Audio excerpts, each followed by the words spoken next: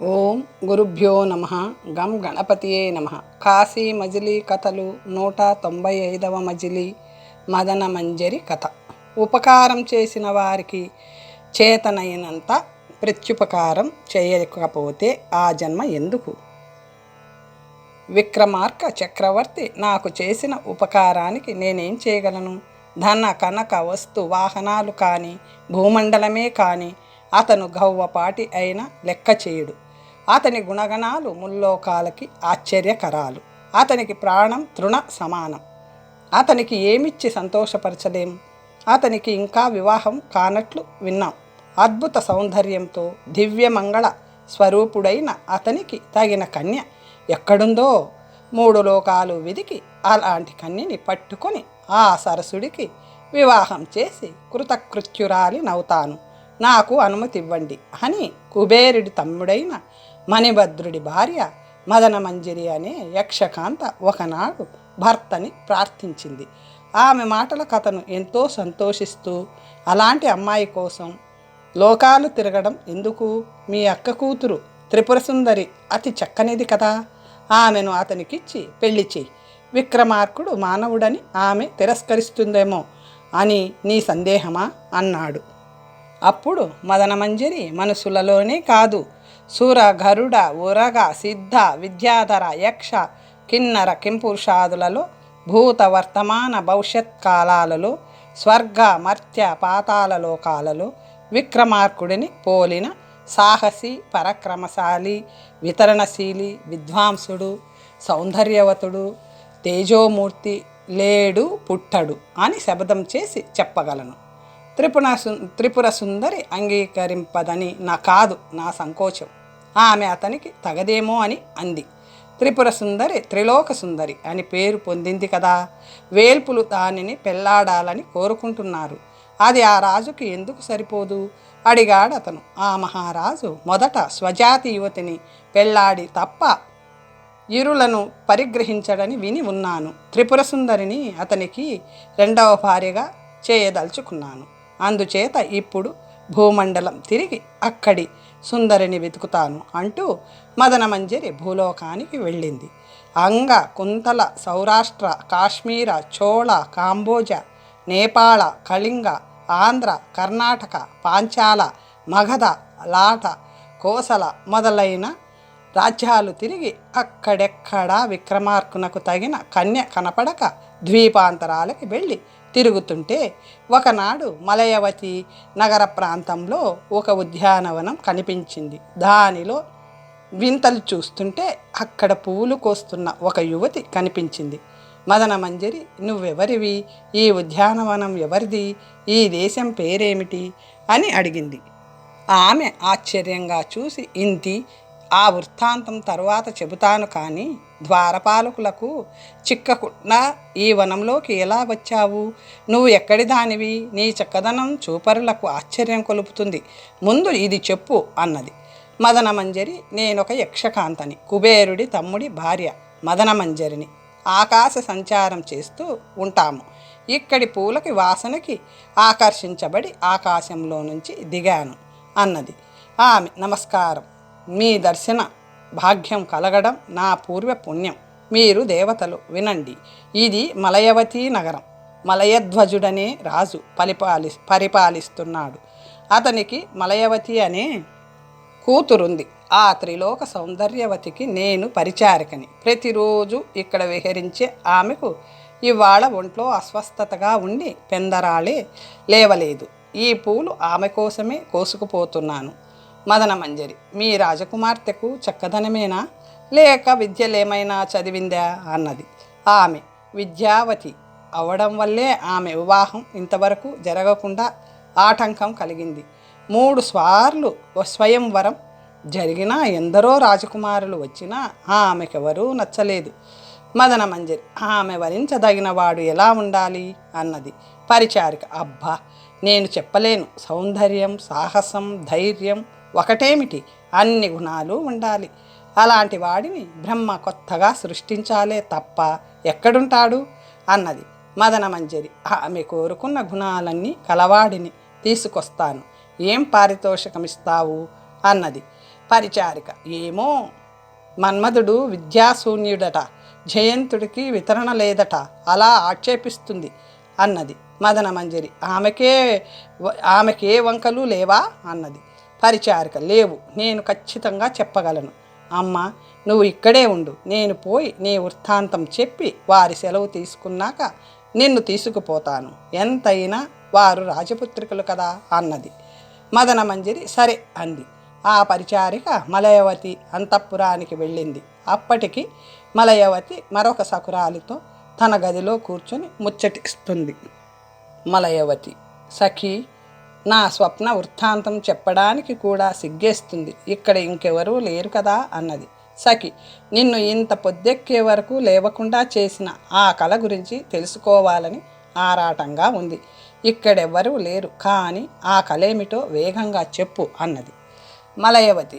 ద్వీపాంతరవాసి ఎవడో చక్కని పురుషుడు మోహ పరవశంలో మునిగిపోయి నా హృదయంలో ఎలా కోరుకుంటానో అలాగే ఉన్న పురుషుడు సిగ్గుపడుతూ మెల్లగా నా దగ్గర చేరి వలపు కురిపిస్తూ ముఖానికి ముఖం కలిపి ముద్దులు పెట్టుకుంటూ కౌగిట్లో చేర్చుకొని అధరాలు చుంబిస్తూ నన్ను వివసురాల్ని చేసి ఆహా ఏమి హాయి. అంతలో సఖి: పోనీలే, కలలో అయినా నీ మనోరథం తీరింది, తరువాత అన్నది మలయవతి. అంతలో శాతోదరి వచ్చి తెల్లవారుతుంది, ఉద్యానవనానికి పోదాంలే అంటూ నిద్రలేపింది అన్నది సఖి. అయ్యో, మంచి సమయంలో వచ్చి బంగారు కళని పాడు చేసింది, దాన్ని శిక్షించవలసిందే అన్నది మలయవతి. అలాగే, కోపంతో దాన్ని తన్ని నేను రాను పో అన్నాను. సఖి: మళ్ళీ నిద్రపోతే ఆ కళ వచ్చిందా? మలయవతి: ఎలా వస్తుంది, తలుచుకుంటుంటే నిద్ర పట్టింది కాదు. అతని రూపం కళ్ళకి కట్టినట్లుంది. తూలిక రంగులు తీసుకురా అని అతని రూపం చిత్రపటం గీస్తాను అన్నది సఖి. వాటిని తీసుకురాగా ఆమె అప్పటికప్పుడే కలలో కనపడిన ఆ పురుషుడి ఆకారం రాసి చిలికత్తెకు చూపించింది. ఆమె ఆశ్చర్యంగా చూడసాగింది. అంతవరకు పొంచి ఉండి వాళ్ళ మాటలు వింటున్న శాతోదరి రాజకుమారి ఎదురుగా వచ్చి, ఇదిగో నీ మనోహరుణ్ణి అర్చించడానికి పువ్వులు తెచ్చాను, పూజించు అంటూ పువ్వులు అందించింది. మలయవతి చాటు నుంచి, మా మాటలు విన్నావా? ఏం పూజించమంటున్నావు? మంచి సమయంలో లేపావు కదా, చూడు ఇతనెవరో చెప్పుకో అని చిత్రపటం చూపించింది. చూసి తలూపుతూ, తొందరపడకు, ఈ రాత్రి మళ్ళీ కలలోకి వచ్చి తరువాయి కార్యం కానిస్తాడులే అంటూ పరిహాసం ఆడింది. మలయవతి నవ్వుతూ, నువ్వు అప్పుడే వచ్చావేం, నేనే రావాలనుకుంటున్నానే అంది. నా రాకకి కారణం విను అంటూ జరిగింది చెప్పింది. అది విని మలయవతి, కుబేరుడంటే సామాన్యుడు అనుకున్నావా? వారు వేల్పులు, పూజనీయులు, వాళ్ళు రావడమే అనుగ్రహం. ఆమెని నిలబెట్టి వచ్చావా? చాలు చాలు, వేగం వెళ్ళి అపరాధానికి క్షమాపణలు చెప్పి ప్రార్థించి తీసుకురా అని ఆమెను పంపింది. ఆ ప్రాంతంలోనే ఉండి వాళ్ళ మాటలన్నీ వింటూ మలయవతి సౌందర్యాన్ని పూర్తిగా పరిశీలించిన మదనమంజరి, ఇన్ని దేశాలు తిరిగినందుకు నేటికి నా ప్రయత్నం ఫలించింది. ఈమెకు కలలో కనిపించిన వాడు విక్రమార్కుడే కావచ్చును. చిత్రపటం చూస్తే తెలిసిపోతుంది, దైవమే నన్నిక్కడికి పంపాడు. ఈ సౌందర్యవతికి అతనికి వివాహం జరిపించి కృతార్థురాలినవుతాను అనుకుంటూ వేగంగా ఉద్యానవనం చేరుకొని పూల మొక్కలు చూడసాగింది. పరిచారిక వచ్చి ఆమెకు నమస్కరించి, దేవి, మిమ్మల్ని విడిచి వచ్చినందుకు మా రాజపుత్రిక నన్ను చాలా నిందించింది. మీ రాక విని ఆమె చాలా ఆనందించింది, రండి వెళ్దాం అని ఆమెను తీసుకువెళ్ళింది. అప్పటికి మలయవతి జలకమాడి అలంకరించుకొని పీఠాలు సరిచేయించి ఎదురు చూస్తుంది. మదనమంజరి వస్తుంటే ఎదురు వెళ్ళి పన్నీటితో పాదాలు కడిగి నెత్తి మీద జల్లుకొని హారతులిచ్చి పీఠం మీద కూర్చోబెట్టి వింజామరలతో విసిరిస్తూ వినయంగా చేతులు జోడించి ఇలా అంది, దేవి, నీ వృత్తాంతం పరిచారికల వల్ల తెలుసుకున్నాను. మీ అకారణ వాత్సల్యానికి చాలా సంతోషించాను. మీ దర్శనం వల్ల ధన్యురాల్ని అయ్యాను. అమ్మ, నువ్వు ఎక్కడి నుంచి ఎక్కడికి ఇలా వచ్చావు? మదనమంజరి తన గురించి చెప్పింది. మా కాపురం అలకాపురం. నా భర్త కుబేరుడి తమ్ముడు మణిభద్రుడు. మా తండ్రి దుందుబి. నా పేరు మదనమంజరి. నేను నా భర్తతో కలిసి 3 లోకాలు తిరుగుతుంటాను. భూలోకంలో ఉజ్జయిని అనే పట్టణం ఉంది. ఆ నగర ప్రాంతంలో మకరందం అనే ఉద్యానవనం ఉంది. అది చాలా చక్కనిది. ఒకనాడు మేము ఆ ప్రాంతం పోయి అక్కడి వింతలు మాకు సంతోషం కలగజేస్తుంటే కొన్ని రోజులు అక్కడే విహరించాం. ఒక ప్రాతకాలంలో నేను ఉదయసూర్యుణ్ణి చూస్తుంటే ఒక చేతిలో శూలం, మరొక చేతిలో కపాలం పట్టుకుని భయంకరమైన ఆకారం గల కాపాలికుడు నా ముందు నిలబడ్డాడు. అతను నన్ను ఎగాదిగా చూస్తుంటే భయంతో నా గుండె బెదిరి, నువ్వెవడివి, ఇక్కడికి ఎందుకు వచ్చావు అని అడిగాను. వాడు, నీ చక్కదనం నా హృదయాన్ని వేధిస్తుంది, నీ అధరామృతం ఒకసారి గ్రోలనిస్తే నా తాపం చల్లారుతుంది అన్నాడు. నేను కోపగించి, దుర్మార్గుడా ఉండు, మా మగవాళ్ళు ఇప్పుడే వస్తారు, ఒంటరిగా ఉన్నానని కూతలు కూస్తున్నావు, పో పో, లేకపోతే నీ పని పట్టగలరు అని తిట్టాను. వాడు వేడి చూపులతో నన్ను చూస్తూ యవ్వన మదముతో, నోటికొచ్చినట్లు మాట్లాడుతున్నావు, నేనెవడినో తెలుసుకుంటావు, నిన్ను మంత్రంతో బంధించి భైరవుడి చేత నా వద్దకు రప్పించుకుంటాను చూడు అంటూ అప్పుడే ఆ ఊరి వల్లకాటికి పోయి అక్కడొక చోట అగ్ని రగిల్చి నా పేరు పలుకుతూ వశ్య మంత్రాలతో భైరవుడి గురించి హోమం చేయసాగాడు. నేనది తెలుసుకుని నా భర్త రాగానే జరిగినదంతా చెప్పాను. అతను చాలా పరితపిస్తూ నన్ను వెంటబెట్టుకుని తన అన్న వద్దకు వెళ్ళి అంతా చెప్పి ఈ ఉపద్రవం తప్పించమని ప్రార్థించాడు. దేవలోకం కంటే అందమైనదని భూలోకానికి వెళ్ళారా? కాపాలికులు మంచి వాళ్ళని వాళ్ళుండే చోటులో తిరిగారా? దుర్మార్గులకి దూరంగా ఉండాలని తెలియదా? కాపాలికుడు యక్షకుల స్త్రీని మంత్రబలంతో లాక్కుపోవడమా? బాగు బాగు అంటూ కుబేరుడు మమ్మల్ని మందలించి ప్రతి మంత్రవేత్త ఎవరా అని ఆలోచించి ఏమీ తేలక మమ్మల్ని వెంటబెట్టుకుని స్వర్గలోకానికి వెళ్ళి ఇంద్రుడికి చూపిస్తూ జరిగినదంతా చెప్పి వీరి ఆపద తప్పించు అని ప్రార్థించాడు. అతను బృహస్పతిని పిలిపించి అడగ్గా, కాపాలికులను పట్టడం ఎవరితరము కాదు, బ్రహ్మదేవుణ్ణి ప్రార్థించవలసిందే అన్నాడు. బ్రహ్మ వద్దకు వెళ్ళగా, కుబేరా, కాపాలికుల మంత్రబలం అంత గట్టిదే, భైరవుడిని ఆపడం ఎవరితరం, ఇందుకు ఒక ఉపాయం చెబుతాను విను. ఉజ్జయినీపురాన్ని విక్రమార్క మహారాజు పాలిస్తున్నాడు. ఆ రాజు పేరు తలుచుకుంటేనే భూత బేతాళాదులు పారిపోతున్నారు. ఆ కాపాలకుడి ఈమెను లాక్కుపోతున్నప్పుడు విక్రమార్కుడి గురించి అరుస్తూ ప్రార్థించు, ఆపద గట్టెక్కుతుంది అన్నాడు. మేము విరంచికి కృతజ్ఞతలు తెలిపి అలకాపురం వచ్చేశాం. 4 రోజులు గడిచాయో లేదో భూతాలు సేవిస్తుండగా భయంకర ఆకారంతో భైరవుడు నా వద్దకు వచ్చి, పద పద, కాపాలకుడిని సెలవయ్యింది అంటూ నా చెయ్యి పట్టుకుని లాక్కుపోసాగాడు. నేను అరుస్తూ మొరపెట్టుకుంటుంటే అలకాపురంలోని వాళ్ళందరూ వచ్చి అడ్డుపడ్డారు. కానీ భైరవుడిని ఆపలేకపోయారు. వాడు నన్ను బలాత్కారంగా భూలోకానికి ఈడ్చుకుపోసాగాడు. అప్పుడు నా భర్త బ్రహ్మవాక్యం స్మరించుకుని ఉజ్జయినీపురం వెళ్ళి విక్రమార్కుడి నివాసం ముందు నిలబడి పెద్ద కంఠంతో, ఓ మహారాజా విక్రమార్క, మీ రాజ్యంలో ఒక కాపాలిక అధముడు మహాపతివ్రత అయిన యక్షకాంతను చేపడుతున్నాడు, వేగంగా వచ్చి రక్షించు దీనబాంధవ అని వేడుకున్నాడు. విక్రమార్కుడు చారుల ద్వారా ఆ దీనాలాపన విని ఖడ్గం పట్టుకుని, భయపడకండి, వస్తున్నాను అంటూ అతని వద్దకు వచ్చి జరిగిన ఉపద్రవం విని అతివేగంగా ఆ శ్మశాన భూమికి వచ్చాడు. నన్ను లాక్కుపోయిన భైరవుడు శ్మశానంలో మండుతున్న చితి మీద ఉన్న శవం మీద కూర్చొని హోమం చేస్తున్న కాపాలకుడి ముందుంచి మాయమయ్యాడు. వాడు నన్ను చూసి, రా, నిన్ను ఇలా రప్పించానని కోపగించకు, ఇప్పుడైనా నా శక్తి తెలిసిందా, నీ అధరామృతం ఇచ్చి నన్ను తృప్తిపరచు అంటూ చితి దిగి నా వైపు రాసాగాడు. నేను భయంతో, హా విక్రమార్క, దయానిధి, ఆర్తరక్షక అంటూ మొరపెట్టసాగాను. ఎవడివిరా దుర్మార్గుడా, నా రాజ్యంలో పతివ్రతని చెరచి అధర్మం చేయబోతున్నావు, నీ శిరస్సు 1000 ముక్కలు చేసి నిన్ను భైరవుడికి భోజనంగా వేస్తాను అంటూ విక్రమార్కుడు 4 వైపులా చూసి, ఓరి అగ్నిశిఖ, ఇటురా అని పిలిచేసరికి జటలు వేలాడుతూ నోరు తెరుచుకొని హూంకారం చేస్తూ బేతాళుడు హూంకరిస్తూ కాపాలికుడి మీదకు ఉరికాడు. వాడు భయపడి ముందు వెనక చూడకుండా కాలి కొద్దీ పరిగెత్తసాగాడు. అగ్నిశిఖుడు వాడిని వెంట తరిమి వాడి 2 కాళ్ళు పట్టుకొని గిరగిరా తిప్పి నేలకేసి కొట్టాడు. వాడు నోటి నుంచి ముక్కు నుంచి రక్తాలు కారుతూ ప్రాణాలు వదిలాడు. ఆ శ్మశానంలోనే తిరుగుతున్న యమశికుడనే మరో బేతాళుడు ఆ కాపాలకుడి శరీరంలో దూరి గంతులు వేస్తూ అగ్నిశికుడిని ఎదుర్కొన్నాడు.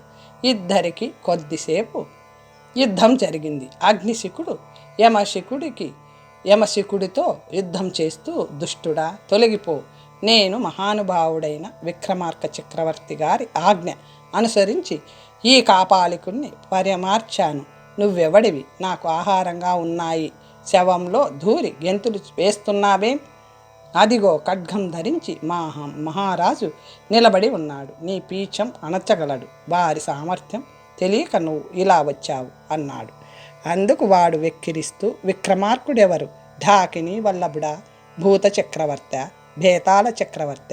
అతని పేరు చెప్పి నన్ను బెదిరిద్దామనుకుంటున్నావేమో. నేను భయపడేవాడిని కాను. యుద్ధం చేసినా సరే, నా ఆహారం నాకు ఇచ్చిపోయినా సరే అని నవ్వాడు. అగ్నిశికుడు, మీకు భయపడి నేను అలా అన్నాను అనుకున్నావా? స్వజాతి ప్రీతితో చెబితే వెక్కిరిస్తున్నావా? అతనెవరో చెప్పాలా? ఒక కథ చెబుతా విను, అతని ప్రభావం తెలుస్తుంది అన్నాడు. డాకినేయుడి కథ. ఈ నగరంలో డాకినేయుడనే జూదరి ఉన్నాడు. జూదరుల్లో అంత మొండివాడు మరొకడు ఉండడు. తాను గెలిచాడో అప్పుడే సొమ్ము ఇమ్మని వేధిస్తాడు. ఓడిపోతే గద్దించి ఎగవేస్తాడు. అలాగా వాడు జూదంలో చాలా ధనం సంపాదించాడు. జూదరులందరూ కలిసి వాడిని ఓడించి సొమ్ము ఇమ్మన్నారు. వాడు ఏమీ మాట్లాడకుండా రాతి విగ్రహంలా కూర్చున్నాడు. జూదరులు వాడిని తాళ్లతో కట్టి చెట్టుకు వేలాడదీసి కొట్టారు. ఏం చేసినా కిక్కురమనకుండా వాడు బండరాయిలా అలాగే ఉండిపోయాడు. వాళ్ళు వాడిని కొట్టి కొట్టి విసుగొచ్చి చివరకు వాడిని మోసుకుపోయి ఊరి బయట ఉన్న ఒక పాడు నూతిలో పారేసి తమ ఇళ్ళకి పోయారు. వాడు ఆ చీకటి నూతిలో పడి కొట్టుకుంటుంటే నూతిలోనే దగ్గరలో ఉన్న ఇద్దరు పురుషులు వాడిని పట్టుకుని, నువ్వెవడివి? ఇందులో ఎందుకు పడ్డావు? నీ వృత్తాంతం ఏమిటో చెప్పు అని అడిగారు. వాడు, నా పేరు డాకినేయుడు, నేను జూదరిని అంటూ తన వివరం చెప్పి, మీరెవరు? నన్ను ఆపద నుంచి రక్షించడానికి వచ్చిన దైవమూర్తులే. నన్ను ఈ నూతి నుంచి దాటించి రక్షించండి అని వేడుకున్నాడు. వాళ్ళు, డాకినేయ, మేమిద్దరం బ్రహ్మరాక్షసులం. వెనకటి జన్మలో మేం అనేక దుర్మార్గాలు చేశాం. అడవుల్లో దారి కాసి బాటసారులను దోచుకోవడం, ఎదిరించిన వాళ్ళ తలలు నరికేయడం ఒకటేమిటి, ఎన్నో పాడు పనులు చేశాం. ఒకనాడు కాశీకి పోతున్న ఇద్దరు తాపసులు మంత్రోపాసన కోసం వెళ్తున్నారని గ్రహించి మార్గమధ్యంలో వారి తలలు నరికి వారి శరీరాలను మేం ధరించాం. భూత బేతాళ శాకిని డాకినీలన్నీ మాకు భయపడతాయి. భూమండలం అంతా తిరుగుతూ మాంత్రికులకు లొంగక, తాంత్రికులను లక్ష్యపెట్టక, నెల తప్పిన స్త్రీలను ప్రసవించి బిడ్డ జాతక కర్మల కోసం పీటల మీద కూర్చున్న పడుచులని, పట్టాభిషేక సందర్భంలో భర్తతో ఊరేగే స్త్రీలని పట్టుకొని రక్తమాంసాలు పీల్చి పిప్పి చేసి వదులుతాం. మాంత్రికులు, తాంత్రికులు ఎందరో వచ్చి మా పనులకు జడిసి పోయారు. మేము ఎవరినైనా పట్టామంటే మొక్కకి పురుగు పట్టినట్లు చివరి వరకు వదలం అన్నారు. అలాగా ఎందరో స్త్రీల రక్తమాంసాలు పొట్టన పెట్టుకున్న తృప్తి చెందక తిరుగుతూ గ్రహచారం బాగులేక ఒకనాడు ఉజ్జయినీపురం చేరి ఇక్కడ మంత్రి పుత్రిక షరాబు కూతురు ఉద్యానవనంలో విహరిస్తుంటే చూసి ఓర్వలేక వాళ్ళని ఆవహించాం. వాళ్ళు తల విరబోసుకొని బట్టలు జారిపోతుంటే దండలు చెరుస్తూ వచ్చిన చుట్టాల మీద పడి బాదుతుంటే వాళ్ళని భూతాలు ఆవహించాయని వారి సకులు తల్లిదండ్రులకి చెప్పారు. వాళ్ళు తమ బిడ్డల స్థితికి విచారిస్తూ వేగంగా వెళ్ళి విక్రమార్క మహారాజుకి అంతా నివేదించారు. అతను కత్తి పట్టుకొని మా వద్దకు వచ్చాడు.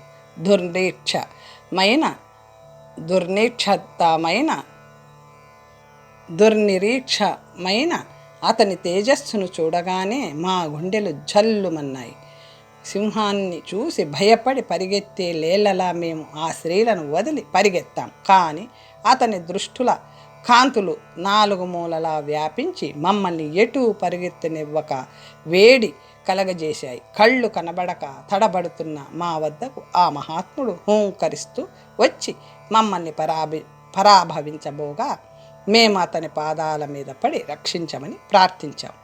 ఆ దయామయుడు మమ్మల్ని చంపక, పాపాత్ములారా, ఇంకెప్పుడైనా ఇలాంటి పని చేశారంటే మిమ్మల్ని బూడిద చేసేస్తాను. ఇప్పుడు చేసిన దానికి శిక్షగా మీరొక సంవత్సరం పాటు ఎక్కడికి పోకుండా ఈ ఊరి బయట ఉన్న పాడునూతిలో పడి ఉండండి అని గద్దించి మమ్మల్ని కట్టించి ఈ నూతిలో పడవేయించాడు.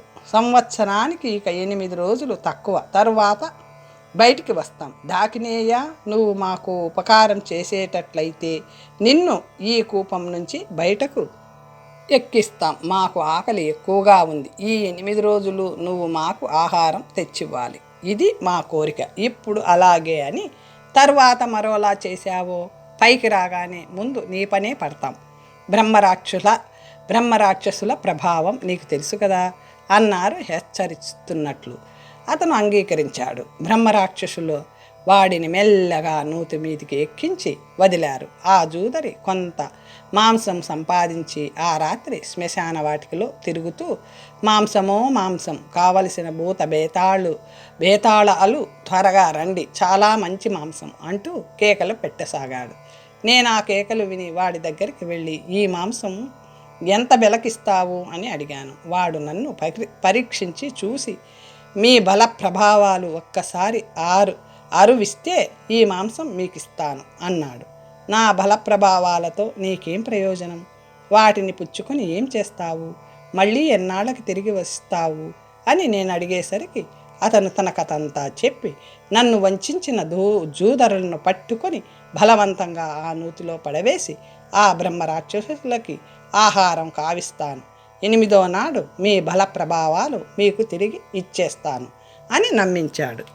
నేనప్పుడు అతనికి నా బల ప్రభావాలు ఇచ్చి మాంసం తీసుకున్నాను. వాడు చాలా సంతోషిస్తూ గ్రామంలోకి పోయి తనను వంచిన జూదరులను పట్టుకొని 7గురిని 7 రోజులు ఆ నూతిలోని భూతాలకి ఆహారంగా సమర్పించాడు. 8వ నాడు పడేయడానికి ఆహార వస్తువు ఏదీ దొరకలేదు.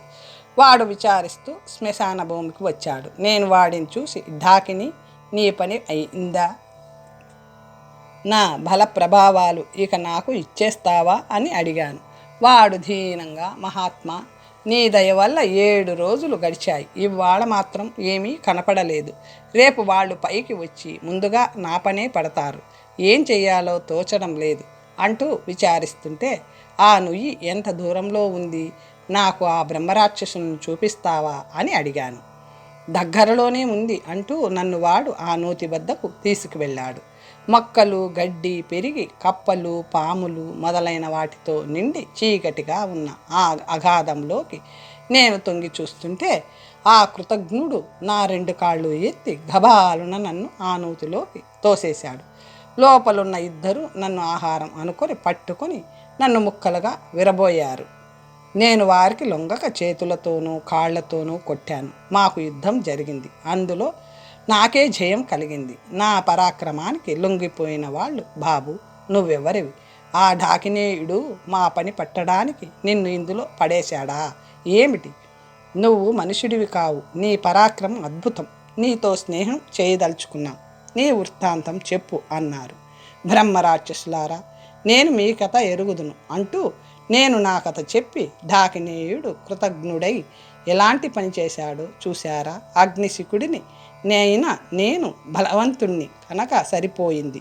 లేకపోతే మీకు ఆహారం అయి ఉండేవాడినే కదా అన్నాను. ఆ బ్రహ్మరాక్షసులు, అమ్మ డాకినేయ, ఎంత పని చేశావురా? అవును, జూదరులకి వచ్చే ఊహలు, ఉపాయాలు ఎవ్వరికీ రావు. వాళ్ళని ఎప్పటికీ నమ్మకూడదు. తింటాకరాళుడను జూదరి వీడికంటే ఠక్కరి. వాడి చరిత్ర వింటే నువ్వు మరీ ఆశ్చర్యపోతావు అన్నారు. తింటాకరాళుడి కథ. పూర్వము ఈ ఉజ్జయిని నగరంలో తింటాకరాళుడనే జూదరి నివసించేవాడు. జూదంలో వాడిని ఓడించేవాడు ఆ కాలంలో ఎవ్వడూ లేకపోయాడు. వాడికి అభినవ శకుని అని బిరుదం ఇచ్చారు. ఒకనాడు జూదరులంతా కలిసి వాడెవరి పక్షము చేరకుండా ఉండడానికి నిత్యము వాడికి 100 నాణాలు ఇచ్చుకోవడానికి ఒప్పందం చేసుకున్నారు. వాడిని ఒప్పించారు. వాడు వయసుకి చిన్న, రూపానికి యుక్తికి పెద్ద జూదరి అవ్వడం వల్ల వాడికి ఎవ్వరూ పిల్లను ఇవ్వలేదు. భార్య పుత్రులు బంధువులు లేని టింటకరాలుడు జూదరులు తనకు రోజు ఇచ్చే డబ్బుతో గోధుమ పిండి కొని తిను బండారంగా చేసి రాత్రివేళ మహాకాలుని ఆలయానికి వచ్చి దీపపు చమురులో వాటిని ముంచి తిని ఆకలి తీర్చుకుని అక్కడే నిద్రపోయేవాడు. ఇలా కొన్నాళ్ళు గడిచాయి. ఒకనాటి రాత్రి వాడు దేవాలయంలో పడుకున్న సమయంలో, అయ్యో, నాకు జూదంలో ఎంత నైపుణ్యం ఉన్నా ఏం ప్రయోజనం? ఎవరు నాతో జూదమాడరు, నన్ను దగ్గరకే రానివ్వరు. వాళ్ళు పడేసే డబ్బుతో వచ్చే పిండితో నాకు కడుపు నిండదు. ఏం చెయ్యాలి? నా ఊహలన్నీ నాలోనే ఉండిపోతున్నాయి. ఈ ఆలయంలో శ్రీ విగ్రహాలు సుందరంగా అమర్చబడి ఉన్నాయి. ఈ మాతృదేవతలను జూదానికి పిలిచి ఓడిస్తాను. ఓడిన విత్తం వారెక్కడి నుంచో తెచ్చి ఇస్తారు. నేనే ఓడితే నా దగ్గర లేనిది ఏం తీసుకోగలరు? కాదంటే నాకు రోజు వచ్చే 100 గవ్వలు పారేస్తాను అని ఆలోచించి అతను, ఓ మాతృగణములారా, ఇవాళ నాతో జూదమాడమని మిమ్మల్ని పిలుస్తున్నాను. ఓడిన వారు గెలిచిన వారికి 100 బంగారు మాడలిచ్చి ఇచ్చుకోవాలని పందెం. మీరు ఒప్పుకుంటే ఇద్దరి ఆట నేనే ఆడతాను. చూడండి, పాచికలు వేస్తున్నాను. ఇది నా ఆట, ఇది మీ ఆట. నా ఆట గెలిచింది, మీ ఆట ఓడింది. నాకు ఇవ్వవలసింది ఇవ్వండి. అమ్మలారా, తొందరగా తీసుకురండి. ఇవ్వకపోతే నేను వదిలేవాడిని కాను. జూదరులకి దయాదాక్షిణ్యాలుండవు అంటూ విగ్రహాల ముందు నిల్చుకొని అడిగాడు. గట్టిగా విగ్రహాలు మాట్లాడతాయా? వాడు ఇంతసేపు అరిచినా సమాధానం రాలేదు. అప్పుడు వాడు కోపంతో, మాతృగణములారా, మీకు నా సంగతి తెలియదేమో. మౌనంగా ఉండిపోతే వదిలేస్తానా అనుకుంటున్నారేమో. మీరు ఇంకా నోరు విప్పకపోతే రంపాలతో మీ అవయవాలు కోసి పారేస్తాను. హాయిగా ఇక్కడ ఉంటున్న మీరు మీ సుఖం పాడు చేసుకోకండి అంటూ రంపం కోసం వెళ్ళబోయాడు. అప్పుడు ఆగాగు, ఘడియలో నీ సొమ్ము ఇచ్చి వేస్తాం అంటూ వినబడింది. వాళ్ళు ఎక్కడికో పోయి బంగారం తెచ్చి ఇచ్చారు. వాడు ఆ సొమ్ము అందుకొని తన పాచిక పారినందుకు చాలా సంతోషించి మరునాడు కూడా వాళ్ళని జూదానికి పిలిచి ఓడించి సొమ్మిమ్మని నిర్బంధించాడు. వాళ్ళు ఎక్కడికో పోయి బంగారం తెచ్చి ఇచ్చుకున్నారు. ఇలా ప్రతిరోజు మాతృగణంతో జూదమాడుతూ టింటాకరాళుడు చాలా బంగారం సంపాదించాడు. కొన్నాళ్ళయ్యాక ఆ మాతృగణాన్ని పరామర్శించాలని చాముండా అనే శక్తి అక్కడికి వచ్చింది.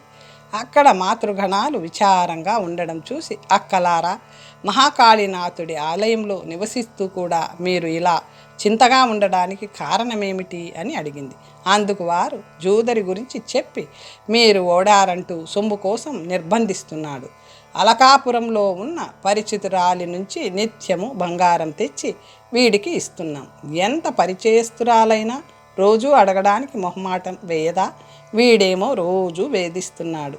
ఇక్కడి నుంచి పోదామనిపిస్తుంది, కానీ చిరకాలం ఉండడం, సుఖంగా గడవడంతో ఈ ఆలయం విడిచిపోవడానికి మనసు అంగీకరించడం లేదు. వీడు మొండివాడు, ఏమైనా చేస్తాడు. ఈ చిక్కులో పడి నిద్రాహారాలు లేక కృషించిపోతున్నాం అని విచారించారు. చాముండి నవ్వి, ఇదా మీ విచారం? యుక్తి తెలిస్తే మీకు ఈ బాధ ఉండేది కాదు కదా. జూదరుల గురించి తెలియక మీరు ఇలా భయపడుతున్నారు అంటూ వారేం చేయాలో చెప్పింది. తాను వెళ్ళిపోయింది. ఆ రాత్రి వాడు జూదానికి పిలవగా, టింటకరాళ, పో, ఇవాళ మేము జూదం ఆడడానికి రాము. నీ మీద మేము చాలా ఓడిపోయాం. చాలు, ఇంకా మా జోలికి రాక మరి ఎవరినైనా చూసుకో అన్నారు వాళ్ళు. వాడు ఏమీ మాట్లాడలేదు. అయ్యో, వీళ్ళెలాగో ఈ ఆట పరిపాటి గురించి తెలుసుకున్నారు. రోజు బంగారం వస్తుందని సంతోషిస్తున్నాను. ఇప్పుడు ఏం చేయాలి అని ఆలోచిస్తూ ఆవరణలో మరో పక్కనున్న భైరవుడి ఆలయానికి పోయాడు. కాలభైరవ, నీకు జూదంలో ప్రీతి ఉండే ఉంటుంది. నాతో ఈ రాత్రి జూదం ఆడు, నీ ప్రతిభ చూస్తాను అన్నాడు. కాలభైరవుడు వెంటనే, నీ మీద నేను చాలా ఓడాను, ఇంకా నా జోలికి రాకు, ఎవరినైనా చూసుకో అన్నాడు. అచ్చంగా మాతృగణాలు అన్నట్లే అతనికి మాతృగణాలు పడిన చిక్కులు తెలుసు కదా. ఆ మాటలు విని టింటాకరాళుడు, ఓహో, వీళ్ళందరికీ జూదమర్మాలు తెలిసిపోయాయి, ఏం చెయ్యాలి అనుకుంటూ అక్కడున్న దేవతా విగ్రహాలన్నిటినీ అడిగాడు. అన్నీ ఒకటే సమాధానం చెప్పాయి. ఇక ఇవాడేమీ చేయలేకపోయాడు. ఒకనాడు రాత్రి ఏమీ తోచక విచారిస్తూ ఆలయం కిటికీలో నుంచి మహాకాళనాథుడి దర్శనం చేసి, మహాకాళనాథ, నాతో జూదమాడు, నీ నేర్పు చూస్తాను, పణం ఏదైనా సరే అని ఆహ్వానించాడు. అందుకు కరాళ, నీలాంటి జూదరి ముల్లోకాలలోనూ లేడు, నీతో ఆడే ప్రతిభ నాకు లేదు, నేను ఓడిపోయాను, పదే పదే నువ్వు ఇలా పిలిచి ఓడిస్తే ప్రజలలో మా మీద గౌరవం తగ్గిపోతుంది, దేవతల జోలికి ఇక రాకు అని నిన్ను బతిమాలుకుంటున్నాను, నీకు సరిపోయే వాడెవడైనా ఉంటే వాడితో ఆడు అనేశాడు. కళానాథుడు దుర్మార్గులకి దేవతలైన జడుస్తూ ఉంటారు కదా. టింటకరాళుడు అలా దేవతలచే చెప్పించుకొని తపస్సు చేసుకునే మునులతో అయినా సంభాషించగల దేవతలు నాకు విరచి జూదమాడలేదు అనేశారు. భక్తవత్సలుడైన కాశీనాథుడే నీతో ఆడలేను, నా జోలికి రాకు అని బతిమాలుకోవడం నా పూర్వజన్మ సుకృతమే తప్ప మరొకటి కాదు. అతన్నే శరణు వేడుకుంటాను, ఎందుకు రక్షించడో చూస్తాను అంటూ నమస్కారాలు చేసి అతని ఎన్నో విధాలుగా స్తుతించాడు. భక్తజనవత్సలుడైన మృత్యుంజయుడు వాడి మీద అనుగ్రహించి, నువ్వు ఈ కోవెలను ఆశ్రయించుకొని ఉండు, శుభం జరుగుతుంది అని అదృశ్యంగా పలికాడు. ఆ మాటలు విని సంతోషించి వాడు ఆ గుడిని ఆశ్రయించుకుని ఉండసాగాడు. ఒకనాటి రాత్రి మహాకాళి తీర్థంలో కొందరు దేవకన్యలు వచ్చి జలకాలాడుతున్నారు. ఆ రహస్యం తెలిసిన టింటకరాళుడు అలంబుస యొక్క కూతురైన కళావతి అనే అప్సరస గట్టు మీద పెట్టిన వస్త్రాన్ని ఎత్తుకుపోయి దాచాడు. అందువల్ల ఆమె అతనికి భార్యగా ఉండక తప్పింది కాదు. కళావతి పగలంతా ఇంద్రుడికి సేవలు చేస్తూ రాత్రి వచ్చి ఈ జూదరిని మదన క్రీడలతో మురిపించేది.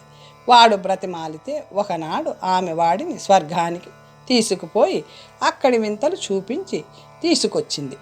ఆ వార్త విన్న ఇంద్రుడు కళావతిని గజపురంలోని దేవాలయంలో శిలాస్తంభంలో సాలభంజికగా ఉండమని శపించి, ఆ ఆలయం నేలమట్టమైనప్పుడు శాపాంతం కాగలదు అని విమోచనం చెప్పాడు. ఆమె ఆ రహస్యాన్ని జూదరికి చెప్పి శాపం అనుభవించడానికి పోయింది.